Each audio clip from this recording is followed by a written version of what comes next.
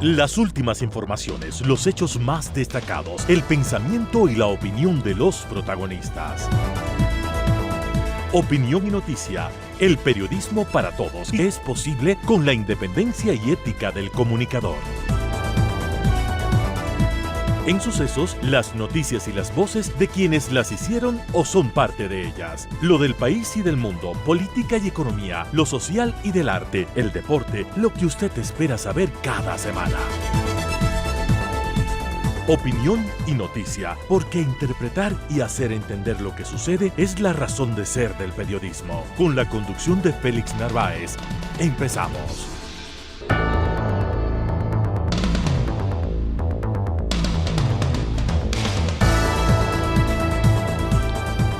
¿Qué tal, amigos? Estamos empezando esta entrega semanal de Opinión y Noticia en Sucesos. Muchísimas gracias por acompañarnos, por sintonizarnos. Recuerde que somos Radio Sucesos en el 101.7 FM y desde cualquier parte del mundo usted nos puede escuchar en el www.radiosucesos.fm. Estamos en el Facebook, en el Instagram, en el Sistema X, en el WhatsApp y en el YouTube. Radio Sucesos Ecuador, @Radio Sucesos S son nuestras direcciones. Para esta entrega, el país abocado a una nueva jornada de apagones. Lo anuncia y confirma el secretario de las empresas eléctricas del país, Gabriel García. Los periodistas Eric Samson y Wilson Moposita analizan este nuevo escándalo a propósito de las declaraciones del presidente Noboa a uno de los medios, quizás la más importante revista de los Estados Unidos. El concejal Wilson Merino habla de su confrontación con el alcalde de Quito y ratifica que el metro es un medio inseguro. La directora zonal 9 de ARSA, Mirena Valdivieso, sostiene que sí es posible controlar la mala calidad de algunos productos que se venden en el país. Gracias, amigos. Empezamos aquí.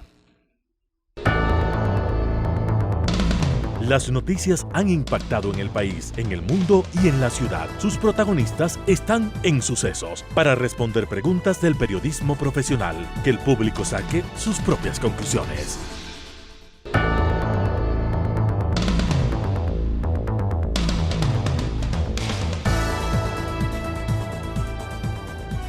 El ministro de Energía atribuyó a la falta de inversión el apagón de luz de la tarde del miércoles y que por casi una hora, diría yo, oscureció al país. Lo dijo contradiciendo a sus propias declaraciones de horas antes y que ponían fin a los apagones. La falta de inversión y la crítica situación técnica del sistema, en todo caso, no son temas nuevos. Pero tenemos un apagón que sorprendió al país y por eso estamos haciendo contacto con el tecnólogo Gabriel García. Es el secretario de la Asociación Nacional de Trabajadores de las Empresas Eléctricas y del Petróleo del Ecuador. Los trabajadores de todo este sistema deben tener una respuesta, quizás una explicación a este apagón. ¿Qué significa qué? Tecnólogo, un gusto tenerle en Sucesos. Le escuchamos con mucha atención y lo observamos. Adelante, por favor. Muchísimas gracias, Félix. Muy buenas tardes. Para todos quienes nos escuchan y con quienes podemos compartir en este espacio, pues comentarles que desde la Asociación Nacional de Trabajadores de las Empresas de la Energía y el Petróleo es preocupante la situación del sistema eléctrico, más aún cuando no se transparenta la información o en el peor de los casos nosotros vemos que simplemente se dice la información a medias. Los trabajadores sí exigimos a la autoridad competente que diga la verdad a los ecuatorianos, que nos cuente en realidad a la ciudadanía qué es lo que está pasando en el sector eléctrico y que no solo se salga con una declaración muy superficial diciendo que es el daño de una línea, que tenemos el problema de una línea de subtransmisión y por eso se aduce el apagón general que tuvimos todos los ecuatorianos el día miércoles. El ministro también nos asegura que es falta de inversión, y con eso, ¿cómo que es el fondo, o a qué se refiere usted el momento en que dice que no nos cuentan la verdad?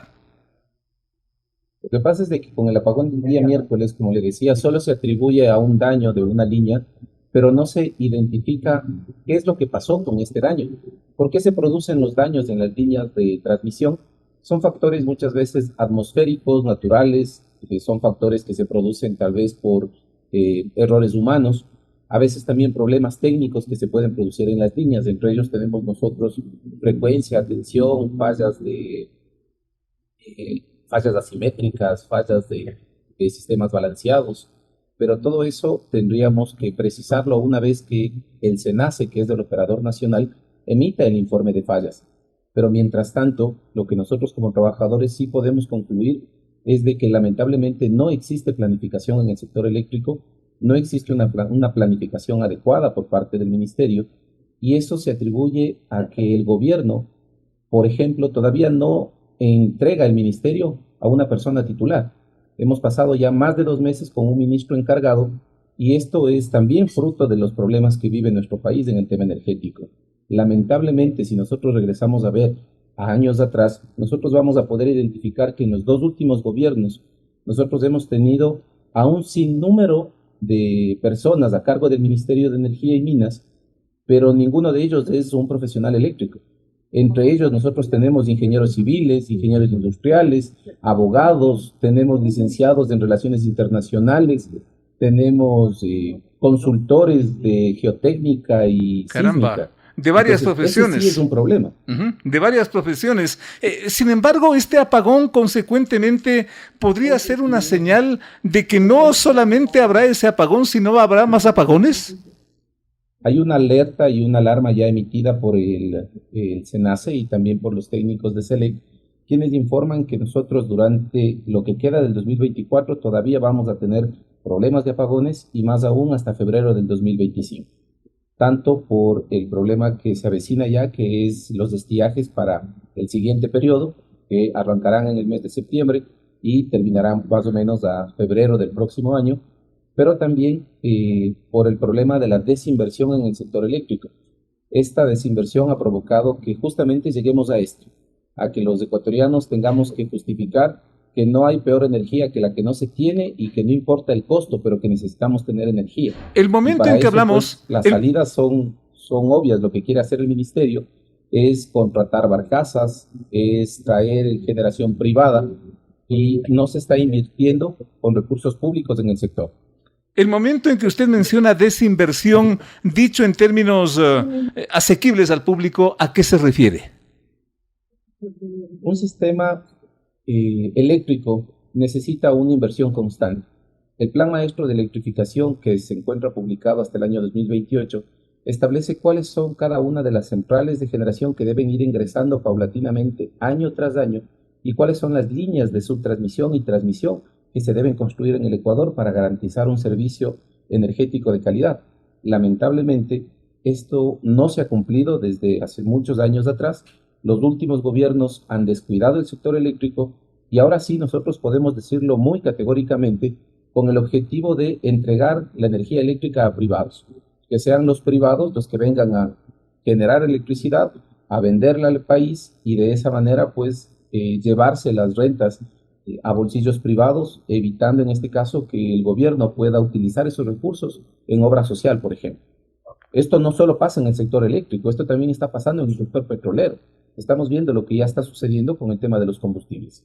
Consecuentemente, insisto, y para que este mensaje de alguna forma responda a la inquietud ciudadana, ¿usted no descartaría nuevos apagones en los próximos días, en los próximos meses? No, no se pueden descartar los apagones porque, como les decía, lamentablemente nuestro sistema es un sistema que está en crisis.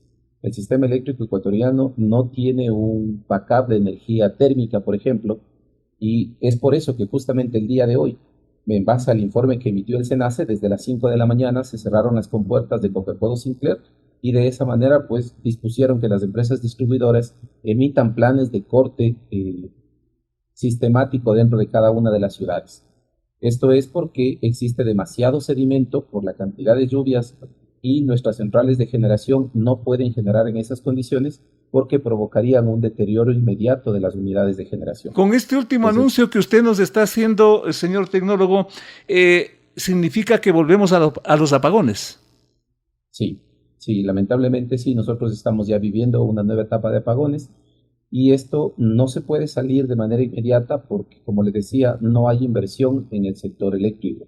No se están construyendo nuevas centrales de generación, no se están implementando tampoco nuevos parques térmicos en el país, no se ha comprado aún todavía nuevos motores para poder generar electricidad y esto sí preocupa porque los próximos meses nosotros ya estamos viendo que lamentablemente no ha hecho nada todavía este ministerio para mejorar esta situación. Todo se queda en anuncios y lo único que sí se han dedicado es a remover gerentes de las diferentes empresas distribuidoras y esto genera demasiada inestabilidad y fruto de ello pues no existe política pública que permita reforzar el sistema eléctrico en nuestro país. A Gabriel García, secretario de la Asociación Nacional de Trabajadores de las Empresas Eléctricas y del Petróleo, agradecerle por todo lo que nos está contando y sobre todo por este último anuncio. Empieza una nueva etapa de apagones cuando el gobierno dijo que los apagones quedaron para la historia. Qué terrible. Gabriel, un gusto tenerle por acá. Ojalá en una próxima oportunidad lo podamos tener presencialmente para plantearle otros elementos de esta terrible crisis que enfrenta el país. Hasta la próxima, muy amable, muy gentil. Con todo gusto, Félix, siempre a la orden. Muchas gracias a Gabriel García. Ya volvemos con más. Entrevistas importantes que tú quieres escuchar. La mejor información, la más grande opinión. Periodismo de verdad. Con Félix Narváez.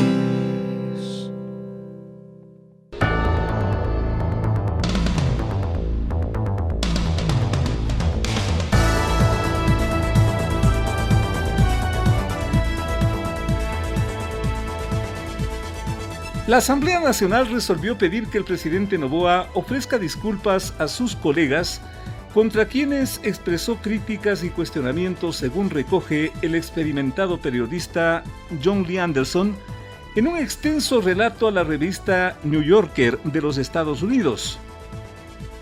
Y no solo las críticas a los colegas presidentes. El presidente Noboa relata aspectos que han sorprendido al país. Por ejemplo, un supuesto plan de sicarios colombianos para victimarlo. También confiesa su deseo de iniciar una cárcel, construir una cárcel en la Antártida, y critica la política norteamericana de ayuda contra la inseguridad, diciendo que solo le dan 10 millones. Hecha la consulta, la averiguación por la CNN al Departamento de Estado de los Estados Unidos, le han respondido que no son 10 millones, sino 278 millones del gobierno norteamericano de ayuda al Ecuador.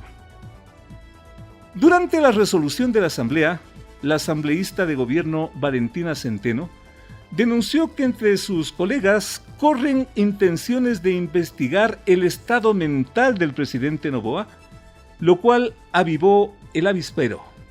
La secretaria de Comunicación, Irene Vélez, reaccionó diciendo que las declaraciones hechas al medio norteamericano fueron en tono coloquial privado. También reaccionó, más o menos parecido, la señora ministra de Relaciones Exteriores. Lo cierto es que varias lecturas se han ido acumulando en torno a este nuevo escándalo que tiene muchas connotaciones. Por eso hoy nos honran con su presencia dos personalidades del mundo periodístico de este país y yo diría también de lo internacional. Eric Samson, periodista, director de Reporteros Sin Fronteras, columnista internacional. Wilson Moposita, director de uno de los principales informativos de este país, Noti Hoy, nos acompañan en esta mesa de trabajo, donde queremos un poquito ubicar la parte que no se está tratando, el trabajo del periodista, el trabajo de los periodistas para generar un escándalo de esta dimensión, lo cual trae una pregunta, estimado Eric. ¿Se equivocó el periodista, se equivocó el medio o se equivocó el invitado? Un gusto tenerte por acá. Hola, un gusto. Saludo, Wilson. Saludo. A todos y a su audiencia. Miren, a mí es difícil juzgar el trabajo del periodista, del colega norteamericano, porque yo no tengo el material que tuvo, no sé cómo lo ha procesado, pero lo que te puedo decir es que ese tipo de formato no está tan común, pero sí se hace. Básicamente, mira, cuando nosotros en nuestras coberturas diarias, por ejemplo en Noti Hoy, vamos a ver un presidente, un ministro, un artista, tenemos la personalidad, o sea, la persona formada, tenemos la rueda de prensa, y es un formato que nos hace ver el personaje más que la persona. Cuando tú pides, o cuando se te ofrece compartir, no sé si la intimidad, pero digamos, la vida diaria de un presidente, de un actor, de una persona conocida durante 1 o 2 semanas, típicamente el objetivo es diferente, es acercarte a la persona, es decir, atrás de cámara, ver cómo está la persona, cuando no está con la corbata y súper formal, cómo está con su familia, con sus colaboradores, para tratar de acercarte un poco a la persona más que al personaje. Típicamente eso es para escribir libros o formatos más largos. Entonces, no está tan común, pero sí se puede hacer. Ahorita, Sin embargo, Eric, como que el presidente esperaba que con la confianza que le dio al periodista, se publiquen solo cosas buenas y no esas cosas que lo dijo extra grabación. Ahora, no hay... yo no sé lo que se dijeron entre sí, no sé cómo esta cobertura fue planificada, eso hay que verlo con la Secretaría de Comunicación o con la Presidencia. Imagínate que, y yo estoy especulando aquí, imagínate que se haya dicho, mira, todo lo que está aquí está off the record. En ese caso no se podía publicar nada, ¿ok? Pero en ese caso no se hubiera invitado a alguien para no publicar nada. Por favor. Pero si no se dijo nada, yo creo que los políticos y otros tienen que entender una cosa. Cuando están en presencia de alguien como Wilson, que es un periodista conocido, reconocido, pues lo que sea, o tú, o Félix, o cuando alguien dice algo frente a un periodista, ese algo puede ser utilizado. Somos periodistas y no vamos a utilizar algo si se nos pide, mira, eso está off the record por una razón válida, se discuten los off the record. Entonces, lo que no entiendo, lo que quisiera saber es qué se ha pactado con el New Yorker. La misma pregunta para mi colega Wilson Oposita, agradeciéndole por su presencia, la misma pregunta que le estoy planteando a Eric. ¿Se equivocó el periodista, se equivocó el medio o se le fue la lengua al invitado? Buenos días Un gusto tenerte a Eric, acá. buenos días a ti, Félix, Muy muchas amable. gracias. Yo creo que se hizo más bien con premeditación.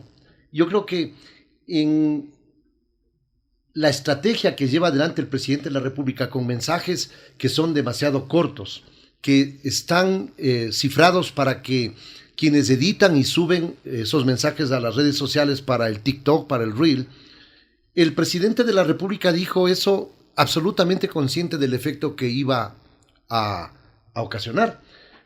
Me dirán, está loco, ¿por qué sale la secretaria de Comunicación a decir que fue unas afirmaciones coloquiales, privadas?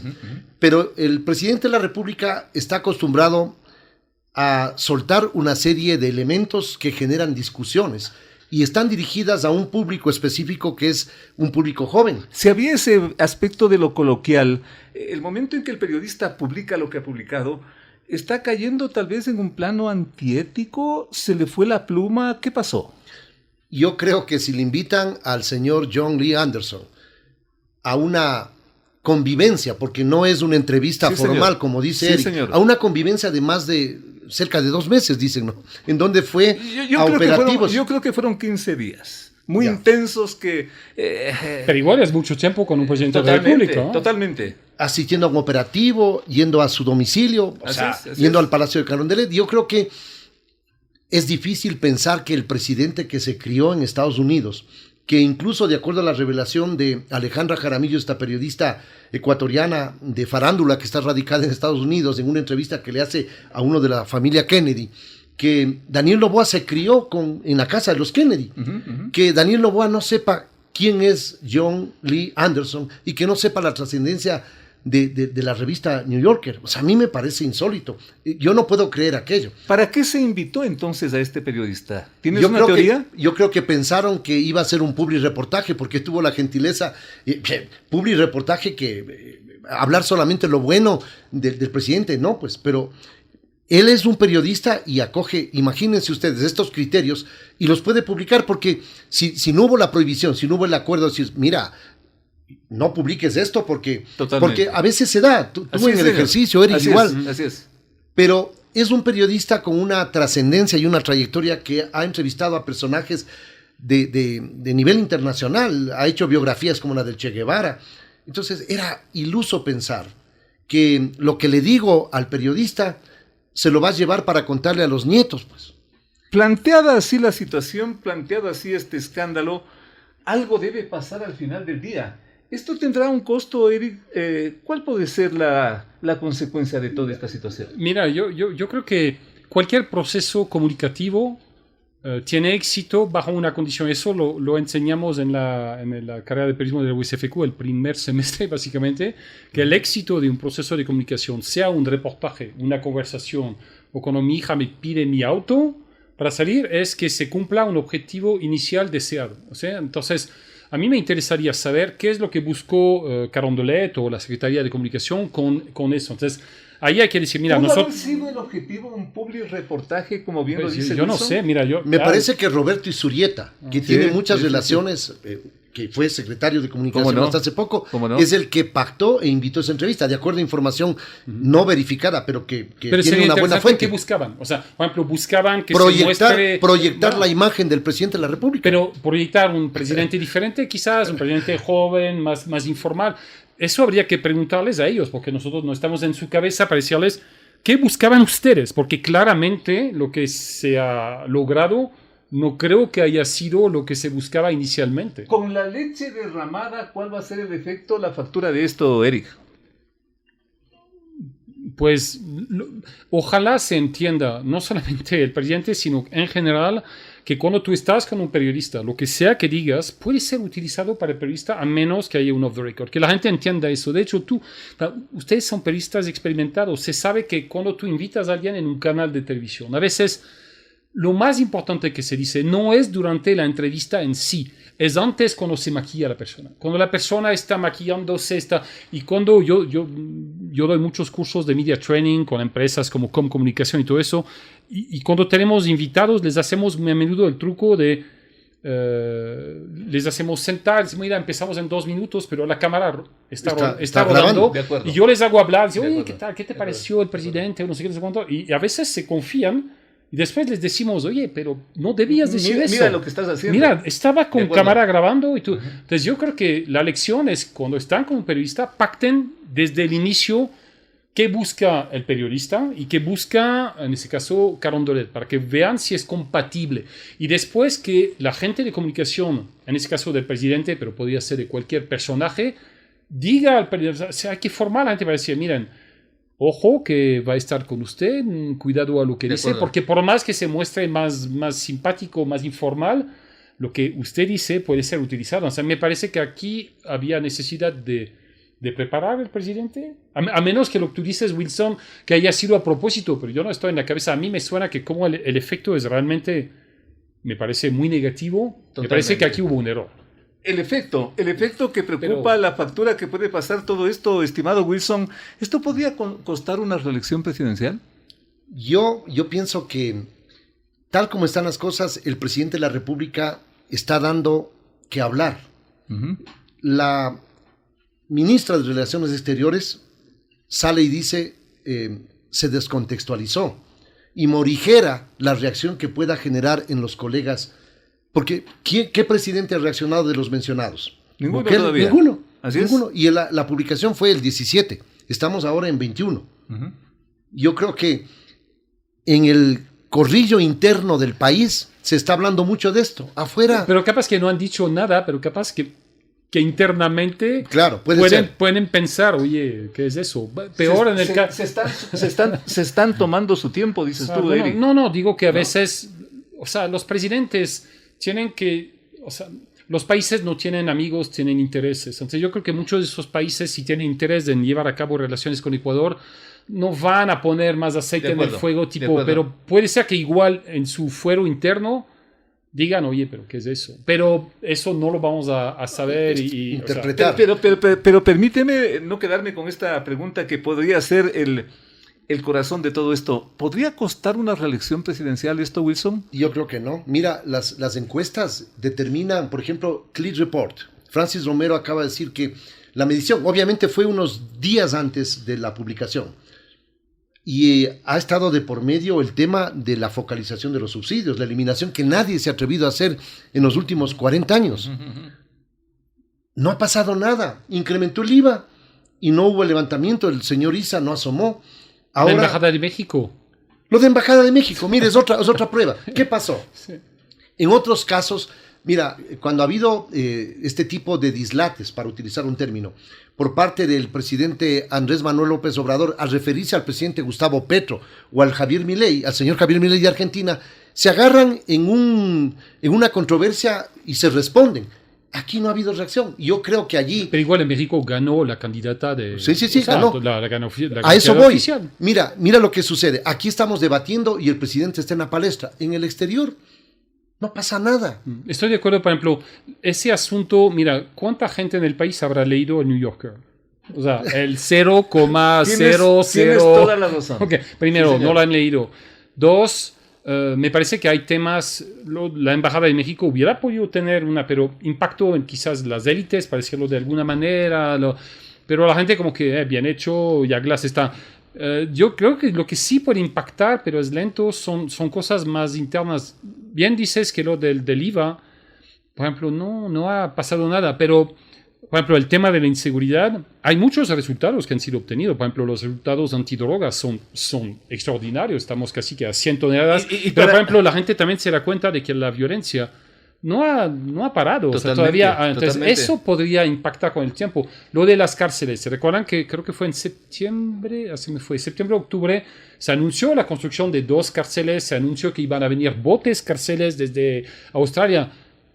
¿Han escuchado ahora hablar? Recién empieza. Sí, pero han escuchado hablar de eso recién. En absoluto. O sea, hubiéramos podido decir, ok, entonces está en construcción la cárcel. Una gran en interrogante. Santa Elena, lo que sea. Yo diría una enorme interrogante. Eso podría quizás impactar más que la New Yorker que nadie lee. Una enorme interrogante al final de todo este nuevo escándalo para que usted, amable oyente, y quien también nos observa, saque sus mejores conclusiones. Yo estoy seguro que las voces y las opiniones de 2 de los mejores talentos del periodismo de este país van a contribuir a eso. Sí, y no olviden que cuando hablan con un periodista... Gracias a Wilson y gracias a Eric por esta... Antes de terminar, mira, el impacto visual y de efecto de las formas. El presidente está milimétricamente actuando. Fue con unos zapatos pantaneros, decía mi abuela, a dar el informe a la nación. ¿Y qué empezó a hablar la gente de los zapatos? Mira, los mensajes que da son mensajes cortos, reitero, haciendo honor para que quienes están activando las redes corten y suban los reels, los TikTok. Está gobernando para un segmento de la población y se está olvidando de nosotros. Gracias a nuestros 2 invitados, a Eric Sanson y a Wilson Moposita, para que usted saque las conclusiones. Volvemos con más. Llegó el fin de semana y tú te puedes informar con periodismo independiente, el que le gusta a nuestra gente es opinión.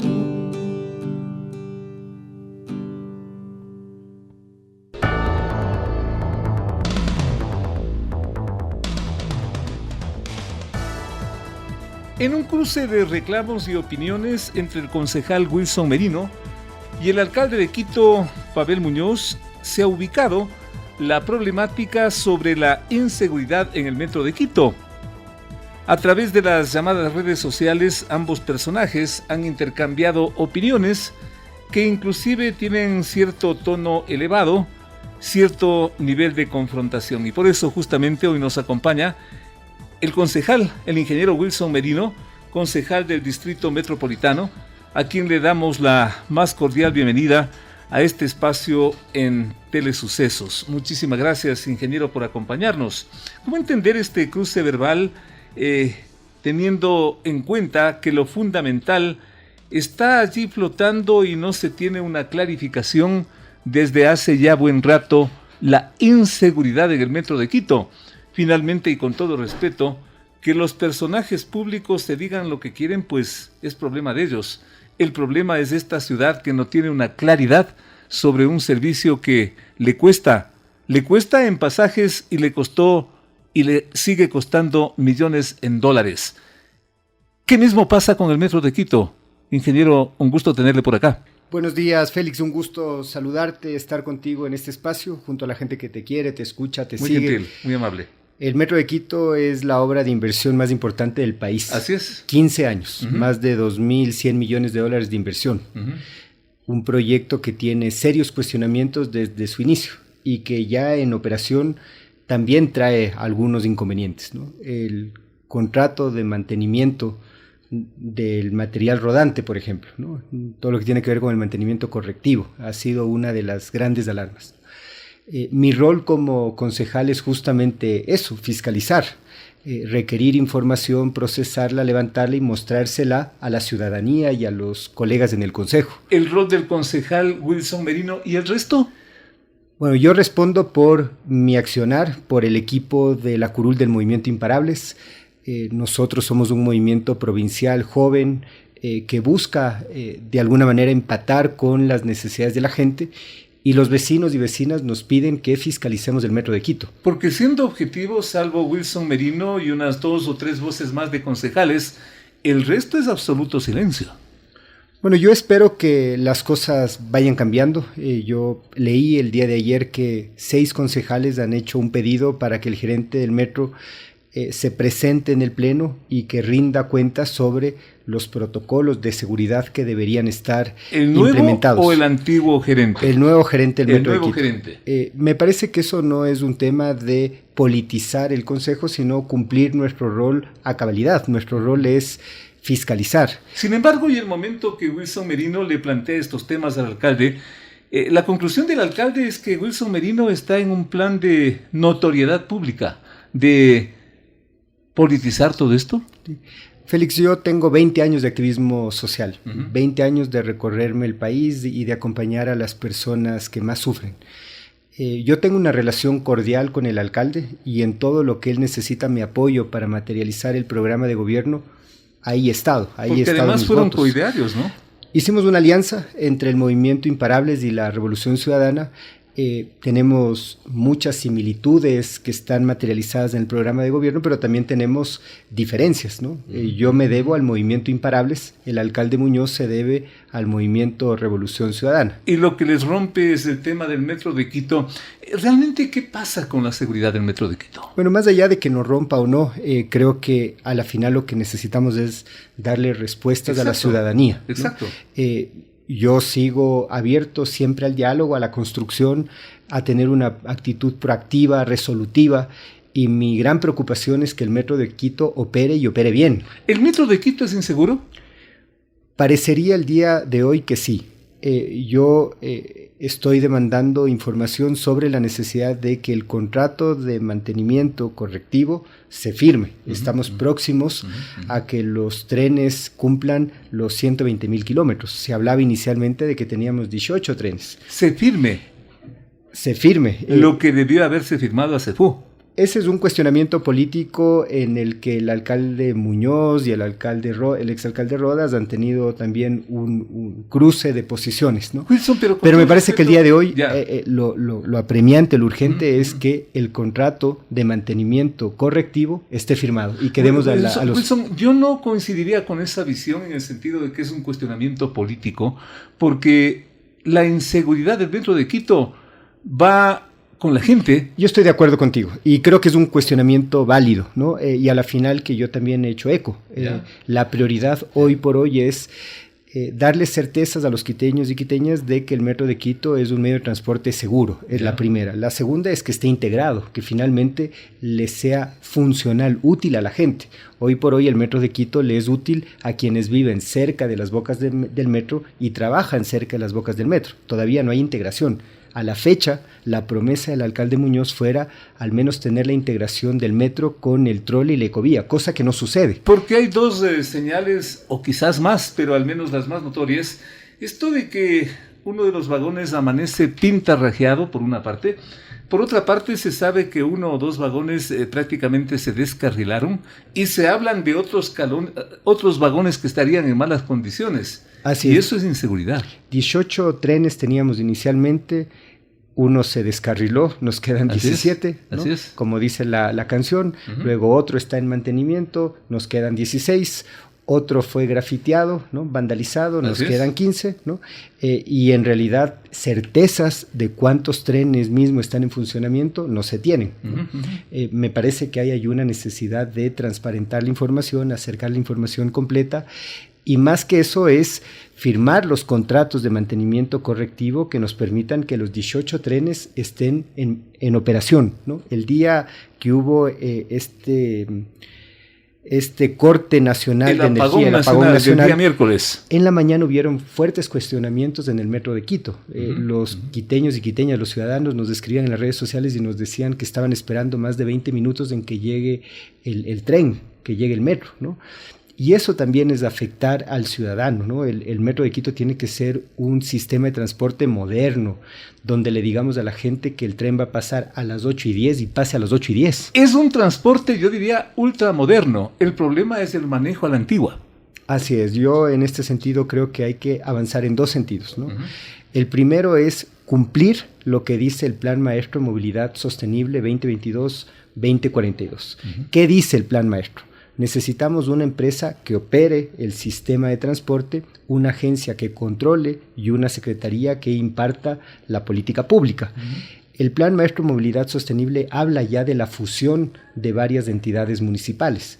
Empresa Metro de Quito, que ojo, no opera el Metro de Quito con la empresa de pasajeros, ¿no? Tenemos hoy por hoy dos empresas mal administradas, ¿no? Dos errores no hacen un acierto. Dos que no hacen una. Exactamente, yo en ese sentido creo que hay que avanzar en la fusión por absorción. Pero qué grave eso, ¿ah? Qué grave. Y me parece que es la realidad y hay que comenzar a sincerar el estado del municipio. Creo que hay que ir eliminando la burocracia dorada, ¿no? Nosotros hemos observado... Burocracia dorada. Así es. Caramba. Nosotros hemos observado que la empresa Metro de Quito tiene la nómina más costosa de todo el municipio de Quito. ¿Una cifra? Tenemos 136 funcionarios, de los cuales el 53% ganan más de $2,000 y 36% ganan más de $2,500. 136 funcionarios. Y no operan el metro, ojo, ¿no? Porque la operación del Metro de Quito está delegada al consorcio Transdev Metro de Medellín. 136 funcionarios de los que le cuales cuestan a la ciudad, ¿cuánto? Varios millones de dólares. Y otro de los aspectos importantes es, si tú comparas, ¿no?, la planilla, el jerárquico superior de la empresa Metro con la empresa de pasajeros, hay unas diferencias abismales, ¿no? Así es. La empresa de pasajeros apenas del 1% gana más de $2,000, ¿no? Por ponerte otro ejemplo, un asesor, que en el Metro de Quito hay varios, hay más de 5, gana $3,800, ¿no? Asesores, $3,800, mientras que en otras entidades ganan $2,300. ¿De cuántos asesores hablamos? 5 asesores en la empresa Metro, ¿no? Y uno también pensaría que un gerente de la empresa Metro va a tener asesores expertos ferroviarios, pero no. El asesor es un licenciado en comunicación, y no es que yo cuestione el que sea licenciado en comunicación, sino que la empresa Metro también tiene todo un área de comunicación, ¿no? Otro de los temas importantes es comparar, ¿no?, funciones de una entidad a otra. Un técnico en redes sociales, por ejemplo, en cualquier entidad municipal gana $835 aproximadamente. En la empresa Metro gana $1,700, ¿no? Estas inequidades, estos sueldos dorados, esta burocracia dorada, finalmente le restan a la ciudad recursos para invertir en lo verdaderamente importante. ¿Wilson Merino le ha notificado con esto al señor alcalde? Le he dicho de manera... ¿Y cuál es la respuesta del alcalde? Que él también está de acuerdo en que ¿Está de acuerdo en seguir pagando tanta Está de plata? acuerdo en que hay un exceso de burocracia en el Metro de Quito. Mi cuestionamiento es qué estamos haciendo el día de hoy para cambiar esa realidad, que no viene de ahora, ojo, ¿no? Esta burocracia dorada, esta estructura viene de varias Pero la actual anteriores. administración ya lleva un año. Y necesitamos implementar lo que dice el Plan Maestro de Movilidad Sostenible, y el Plan Maestro de Movilidad Sostenible habla ya de la fusión de varias entidades municipales. Wilson, ¿la salida a esto cuál es? En resumen. Creo que el municipio tiene que dejar de tener este enfoque reactivo y comenzar a tener un enfoque mucho más proactivo, ¿no? Te voy a dar un ejemplo. Yo cuestioné en el Consejo Metropolitano una resolución donde finalmente se aprobaba que se instalen alarmas o sistemas de alarma en los barrios donde residen los concejales y el alcalde, cosa que me parece un sinsentido, ¿no? Ahora, a partir de esa denuncia, la Secretaría de Seguridad está colocando alarmas comunitarias en los barrios, ¿no? A mí me parece positivo que lo haga, pero me parece negativo que tengan que tener esta mirada reactiva, ¿no? Lo mismo que pasa ahora con el Metro de Quito. Hoy vi que están trabajando en protocolos de comunicación con la ciudadanía en términos de seguridad, ¿no? Una respuesta a una crítica que hemos hecho desde el Consejo, ¿no? Yo creo que la actitud del municipio tiene que ser mucho más proactiva, mucho más articuladora, tiene que ser mucho más preventiva, ¿no? Y en ese esfuerzo tenemos que estar todos inmersos. Y no solo la problemática sobre las inseguridades y sobre esta complejidad de la administración del Metro de Quito. Yo me pregunto como periodista, ¿y el resto de problemas de esta ciudad dónde dejamos? Una ciudad acosada por la delincuencia, que obliga, por ejemplo, a cerrar negocios o a tener negocios de medio tiempo. Una ciudad cuyo centro histórico es un mercado que invade aceras de circulación y sitios turísticos que así son prácticamente una amenaza. Calzadas donde se mezclan vendedores de mil cosas y delincuentes que a diario se inventan nuevas formas de robo y de asalto. Esquinas y veredas donde los vendedores amenazan a cambio de insultos y a cambio de una colaboración. O si no, la vía pública donde todo el mundo hace lo que le da la gana. ¿Por qué? Porque no hay un agente municipal que por lo menos ponga cierto orden. Y así se pueden enumerar los problemas de esta ciudad y que yo resumo en una sola palabra. Señor alcalde, ¿y todo esto para cuándo? Se ha armado el escándalo por la inseguridad del metro, que es grave. ¿Y el resto de problemas de esta ciudad, señor alcalde de esta ciudad, para cuándo? ¿Para cuándo, señor alcalde? Gracias a nuestro invitado, el ingeniero Wilson Merino, y vamos a estar atentos porque esto le interesa a la gente. Volvemos con más. De 8 a 9, con el periodista Félix Narváez, otro aporte de Radio Sucesos a la opinión libre y enterada del oyente.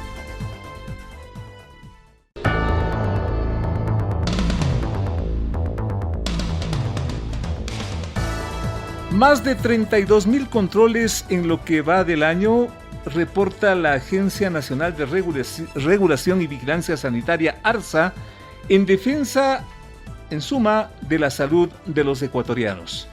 Control de alimentos procesados, de aspectos médicos, de todo lo que significa el consumo en el país. Y justamente por eso hemos invitado la presencia de la economista Milena Valdivieso. Ella es la coordinadora de la Zonal 9, vale decir, el Distrito Metropolitano de ARSA. Esta agencia, ¿qué significa qué, economista? Un gusto tenerle por acá. Buenos días. Bueno, buenos días, Félix. Muchas gracias por el espacio, para poder conversar con usted y brindar información relevante para la ciudadanía. La Agencia Nacional de Regulación, Control y Vigilancia Sanitaria, ARSA, es un organismo técnico adscrito al Ministerio de Salud Pública que se encarga de la vigilancia, control y regulación sanitaria para garantizar que los productos de uso y consumo humano que se comercializan en el país sean de calidad, seguros e inocuos, es decir, que no nos hagan daño. Una labor estratégica muy delicada, ¿eh? Así es. De la misma forma, realizamos controles a establecimientos que fabrican, producen, exportan, importan, distribuyen, almacenan y transportan estos productos. Una labor de hormiga. Deben ser ustedes muchos controladores. ¿Cuántos? Los técnicos operativos que se encuentran en territorio de manera permanente y diaria son cerca de 300 a nivel nacional. Un número importante. ¿Que lo hacen en Quito, Guayaquil? En todo el territorio nacional, los 365 días del año. Estas 32,000 detecciones de problemas, ¿a qué tipo de controles, más que controles, qué tipo de productos son los que se han controlado? Bueno, como decía, la agencia realiza controles tanto a los productos de uso y consumo humano, valga decir que son los alimentos procesados. Pero son miles, deben ser miles. Medicamentos, sí. En general, tenemos registrados en nuestras bases de información 53.425 certificados de notificación sanitaria, Figúrese. 32.215 certificados de buenas prácticas registrados en el sistema de alimentos y 4.666 establecimientos de alimentos con permiso de funcionamiento vigente, para hablar solo de medicamentos. ¿Qué es lo más significativo que ustedes han detectado en estos meses? Bueno, de las revisiones hemos clausurado 117, de enero a mayo, 117 establecimientos por condiciones higiénico-sanitarias no correctas, por la comercialización de productos que no cuentan con la notificación sanitaria o el registro sanitario respectivo, o porque están comercializándose productos caducados o falsificados, etcétera. En ese marco se hacen las clausuras y el retiro de productos. Hemos retirado cerca de 2.2 millones de productos a nivel nacional en estos controles que hemos ¿Y qué pasa ejecutado. con esos productos detectados como malos? Los productos detectados son sometidos a un proceso ¿Se destruyen? de destrucción, incineración o disposición final una vez que existe una resolución en firme después de un proceso sanitario sancionatorio especial. Justo esa parte también le quería consultar, y con todo respeto, una vez detectado el producto de mala calidad, ¿qué pasa con los responsables? Porque ahí está la clave. Por supuesto, al titular del producto o del establecimiento que tiene el control y se ha determinado algún tipo de infracción a la Ley Orgánica de Salud, procede el proceso sancionatorio especial. Luego de un debido proceso, se pueden establecer las sanciones de clausura parcial, temporal o permanente. También la amonestación económica, una multa que puede ir de 1 a 10 salarios básicos unificados, y también el retiro de los productos para poder determinar su disposición final o incineración.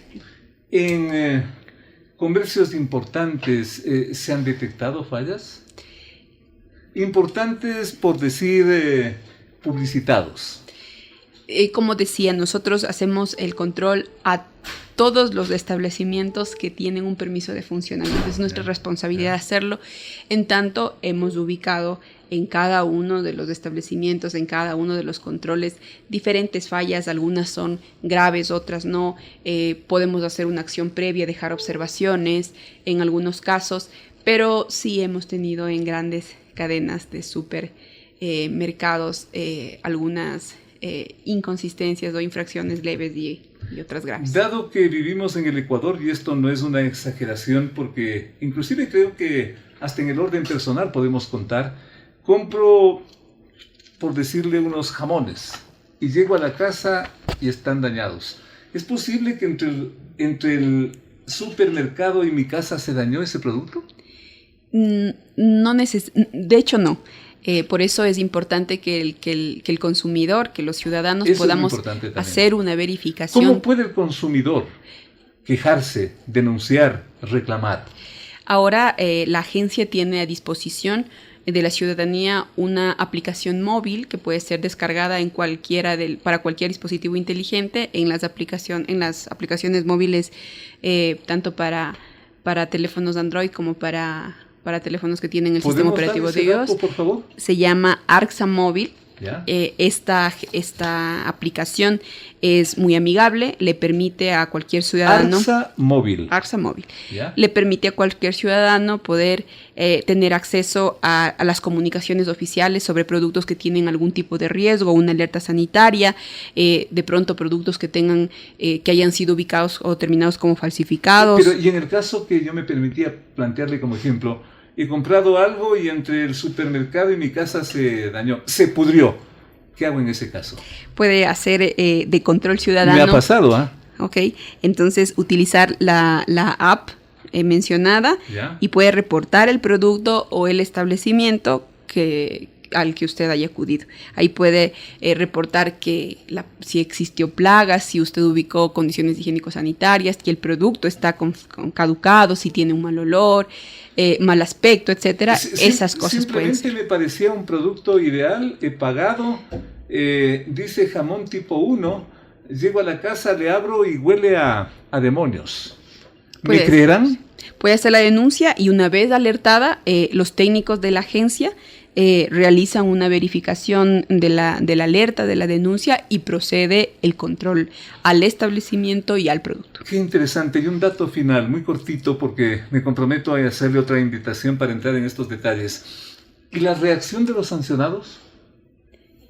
Todos están sujetos a la ley cuando establecen o cuando sacan su permiso de funcionamiento, la notificación sanitaria. Ellos están en conocimiento de que el control es posterior al registro. ¿Lo aceptan? Lo aceptan. ¿Ya? Regularmente. ¿O responden con un amparo? En fin, en este país de los amparos. Como mencionamos, es un debido proceso. Tienen derecho a defenderse, y una vez que se ha agotado toda la instancia jurídica del proceso, se procede a la resolución. Los titulares tienen la posibilidad de apelar a las decisiones de la autoridad zonal con la dirección ejecutiva, con el Ministerio de Salud, o acudir a las instancias que ellos crean. Repitamos, pertinente. por favor, esta dirección para casos de denuncias. Tenga la bondad. Es la aplicación la aplicación ARCSA móvil. ¿Ya? Y también pueden denunciar en las redes sociales que tenemos como institución de la Agencia Nacional de Regulación, Control y Vigilancia. También pueden hacer sus observaciones al correo electrónico atención ciudadana cz9@controlsanitario.gov.es para lo que tenga la bondad. atencionciudadana.cz9@controlsanitario.gov.es para las denuncias que se hagan en el marco de la competencia de la Coordinación Zonal 9, que corresponde al Distrito Metropolitano de Quito. Esto significa, y yo confieso que había escuchado ARCSA, pero qué interesante. Alrededor de 300 supervisores, controladores se mueven en el país para cumplir todo lo que nos está contando nuestra invitada, a quien le comprometo para una próxima oportunidad, ya con hechos más concretos.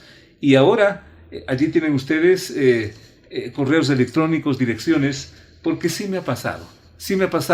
He comprado algo y me parece increíble. ¿O será que así mismo es este mágico Ecuador?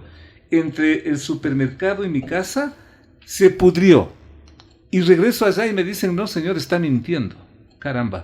Ahí tenemos una dirección a la cual ustedes pueden dirigirse, y por hoy agradecer a nuestra invitada, la economista Milena Valdivieso, la coordinadora zonal 9 de ARCSA. Qué interesante que haya esto para darle una mano a la gente.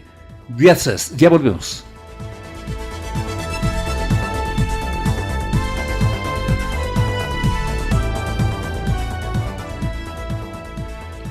Nos estamos despidiendo, amigos. Como siempre, hicimos nuestro mejor esfuerzo para que usted saque las mejores conclusiones.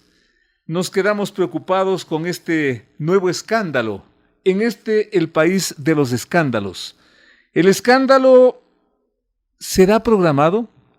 ¿Será que se le fue las palabras o se le fueron las palabras al presidente de la República? ¿Será que cometió un error el periodista? No creo. ¿Será que le quiere hacer un mal el medio de comunicación al gobierno ecuatoriano, como dice la canciller? Tampoco creo. Lo cierto es que un nuevo conflicto está planteado y tiene de todo, pero lo fundamental, que usted saque las mejores conclusiones. La mía, que este país ya no aguanta de escándalo en escándalo prácticamente todos los días. Me pregunto hasta cuándo. Amigos, gracias por su sintonía. Dios mediante, hasta la próxima semana. Las opiniones vertidas en este espacio por la producción y dirección del programa son de exclusiva responsabilidad de sus autores y de quienes intervienen en ellos. Los personajes, los hechos, las noticias, todo tratado con independencia y objetividad. Otro aporte de Radio Sucesos para que usted se forme la mejor opinión. Volveremos el próximo sábado de 8 a 9 con Félix Narváez.